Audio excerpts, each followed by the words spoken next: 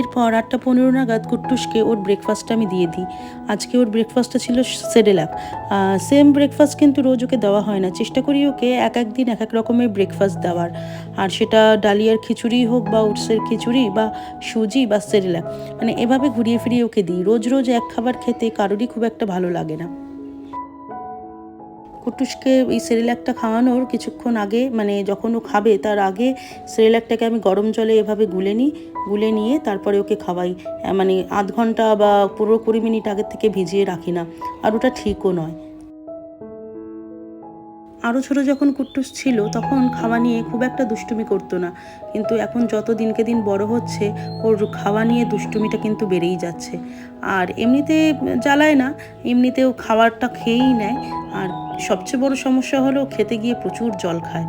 তো আমার শাশুড়ি বলে যে না ঠিক আছে, জল খেতে চাইছে খাক, কিন্তু আমার মনে হয় জল খেতে